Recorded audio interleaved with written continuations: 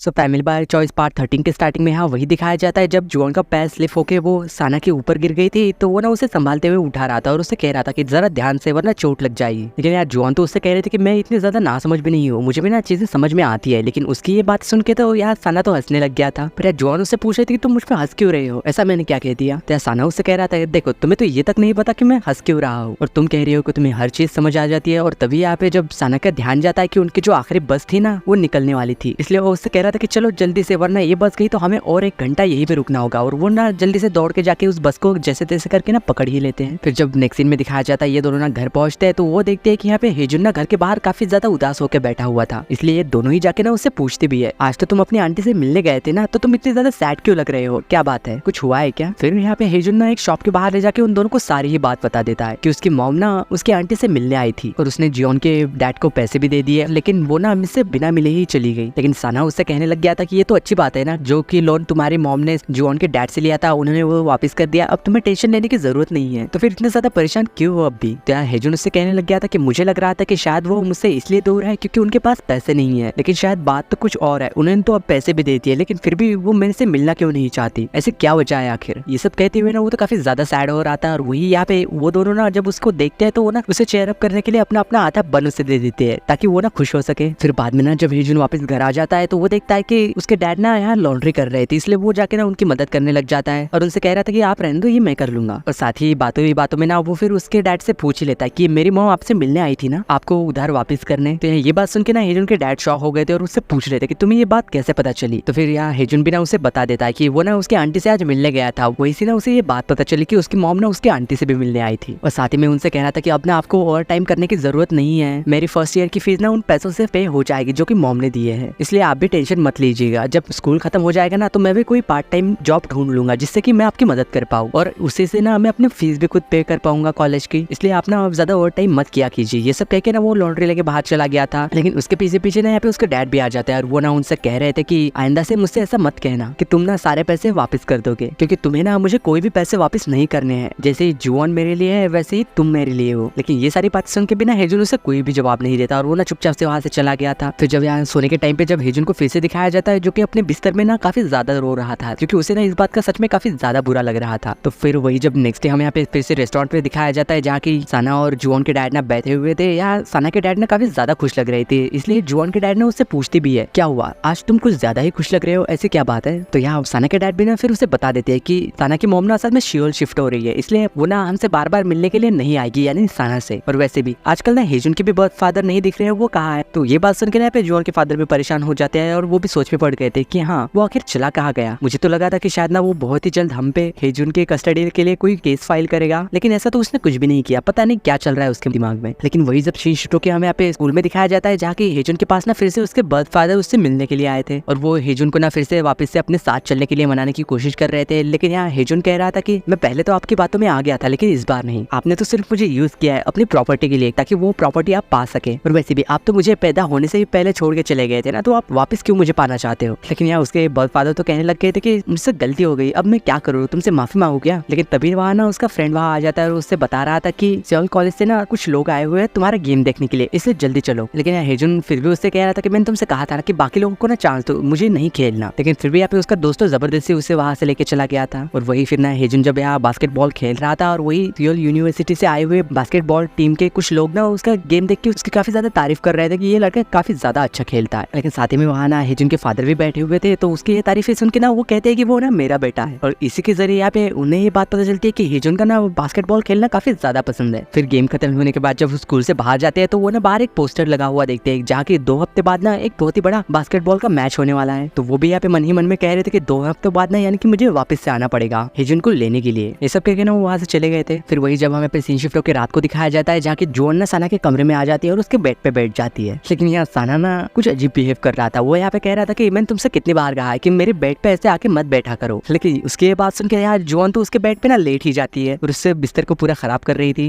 लेकिन उसकी हरकतें देख के ना साना तो उसे अपने कमरे से बाहर निकालने लग गया था और कह रहा था कि मेरे एग्जाम्स आ रहे हैं इसलिए मुझे डिस्टर्ब मत करो, मुझे पढ़ाई करनी है, और वैसे भी मेरे कमरे में ना ऐसे बिना नॉक किए मत आया करो। ये सब कह के ना वो उसे बाहर निकाल देता है। तो फिर जब जुआन ने यहाँ पे अपने घर में बैठ के लॉन्ड्री कर रही थी और काफी ज्यादा गुस्से में भी लग रही थी, तभी वो जब हेजुन आता है ना तो वो उससे कहती है कि आजकल ना साना काफी ज्यादा अजीब बर्ताव कर रहा है, पता नहीं उसे क्या हो गया, वो ना कुछ कुछ ज्यादा ही अपने आप को सुपीरियर समझता है क्योंकि वो पढ़ाई में काफी ज्यादा अच्छा है इसलिए। फिर वही जब हमें पे नेक्स्ट डे दिखाया जाता है, यहाँ जुआन ना जब अपने क्लास में आती है तो वो देखती है कि यहाँ पे सभी लड़कियां ना अपने फ्यूचर बॉयफ्रेंड के लिए एक कार्ड बना रही थी क्योंकि उनके एग्जाम्स जो आने वाले थे। तो यहाँ हेजुन और सना की भी एग्जाम आने वाली थी, इसलिए यहाँ जुआन डिसाइड करती है कि वो भी ना उन दोनों के लिए कार्ड बनाएगी और वो यहाँ पे ना दाल के साथ मिलकर वही कार्ड बनाने लग जाती है उनके गुड लक के लिए। और ऐसे ही करके ना काफी सारे दिन गुजर जाते हैं और अब यहाँ ना वो दिन आ चुका था जब सना और हेजुन का ना एग्जाम होने वाला था। इसलिए घर से ना जब वो एग्जाम के लिए जा रहे थे तो यहाँ पे उसकी पूरी फैमिली ना उन दोनों को बेस्ट ऑफ लक विश करती है, कह रहे थे कि एग्जाम ना अच्छे से दे के आना। और साथ ही में यहाँ पे सना के फादर भी कह रहे थे कि अगर कोई क्वेश्चन तुम्हें डिफिकल्ट लगे तो उस क्वेश्चन को ना छोड़ देना। और जुआन कह रहे थे कि अगर तुम्हें आंसर्स ना आए तो सभी आंसर्स पे ना एक ही जैसा टिक लगा देना, तो तुम्हारे चांसेस ना आंसर करेक्ट होने के ज्यादा होंगे। और ये सब कह के ना फिर ये दोनों तो पेपर देने के लिए निकल जाते हैं। और साथ ही में यहाँ पे जुआन ना उनके फादर से कह रही थी कि आप टेंशन मत लीजिए, आप दोनों ड्रिंक करने के लिए जा सकते हैं, इन दोनों का ख्याल ना आज के दिन मैं रखूंगी, इन दोनों को ना खाना बना के मैं अपने हाथों से खिलाऊंगी, इसलिए आप टेंशन मत लीजिए, आप बिंदास्त होके जाइए। तो वही जब यहाँ पे एग्जामिनेशन सेंटर पे दिखाया जाता है, यहाँ पे सना तो अपना पेपर ना काफी अच्छे से दे रहा था, लेकिन वही हेजुन को ना क्वेश्चन कुछ हार्ड लग रहे थे, इसलिए ना वो यहाँ पे एक गेम खेलता है क्वेश्चन को टिक लगाने के लिए। वो एक ही जैसा नंबर को ना सभी क्वेश्चंस के आंसर बना देता है और उन्हें टिक कर देता है और वो ना पेपर खत्म करके जल्दी से सो भी जाता है। तो फिर जब पेपर खत्म होने के बाद ना ये दोनों वापस घर जा रहे थे तो इसी दौरान ना हेजुन उससे पूछता है कि कौन से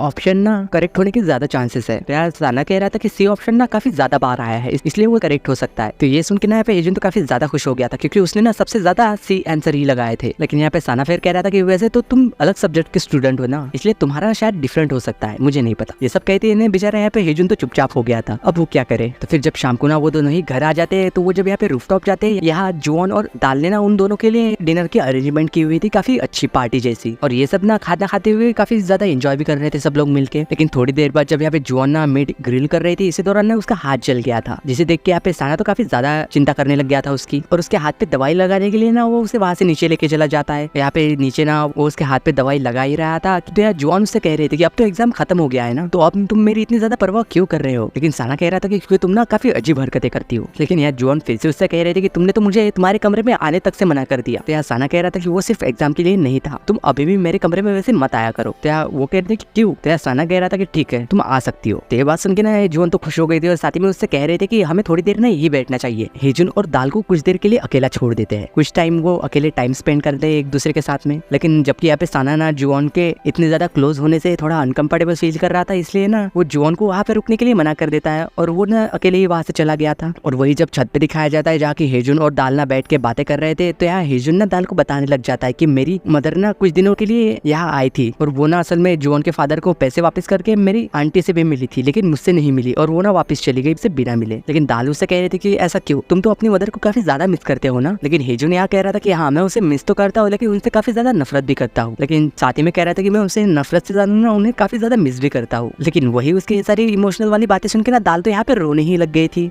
उसे यहाँ पे रोता हुआ देख के हेजुन भी शॉक हो गया था और उससे पूछ रहा था कि तुम क्यों रो रही हो। तो यार दाल उससे कह रही थी कि मैं ना जब भी दूसरों को रोते हुए देखती हूँ तो मैं खुद रो पड़ती हूँ। लेकिन यहाँ हेजुन कह रहा था कि मैं कहाँ रो रहा हूँ, लेकिन उसकी आंखों से भी ना यहाँ पे पानी आ रहा था। और साथ ही में वो उससे ये भी पूछ लेता है कि तुम तो सना को पसंद करती हो ना। लेकिन वही उसके बात सुन के दाल तो शॉक हो गई थी और वो उससे कह रही थी कि अरे नहीं ऐसा कुछ भी नहीं है, तुम गलत समझ रही हो, मैं उसे पसंद नहीं करती, तुम गलत सोच रहे हो। लेकिन यहाँ हेजुन को तो लग रहा था कि शायद वो शर्मा रही है, इसलिए वो ना सच नहीं बताना चाहती, जबकि अंदर ही अंदर ना वो उससे पसंद करती होगी। इसलिए वो तो यहाँ पे उसकी बात मान ही नहीं रहा था। और तभी यहाँ कुछ देर बाद में ना सना और जुआन भी वहाँ आ गए थे और फिर यहाँ पे हेजुन ना कहने लग जाता है कि काफी ज्यादा देर हो चुकी है, अगर और ज्यादा देर हो जाएगी तो दाल की मॉम ना उसे काफी ज्यादा डांटेंगी। और वो यहाँ पे सना से कहने लग जाता है कि क्या तुम दाल को बस स्टैंड तक छोड़ने जा सकते हो। लेकिन यार जुआन ना बीच में कूद पड़ती है और वो हेजुन से कह रही थी कि नहीं सना नहीं जाएगा, तुम जाओ। लेकिन यार सना कह रहा था कि नहीं ये बात तो दाल के लिए काफी ऑकवर्ड हो जाएगी, इसलिए वो कह रहा था कि ठीक है मैं ही छोड़ के आता हूँ उसे। और इसी सीन के साथ फैमिली बाय चॉइस के पार्ट 13 की एंडिंग होती है।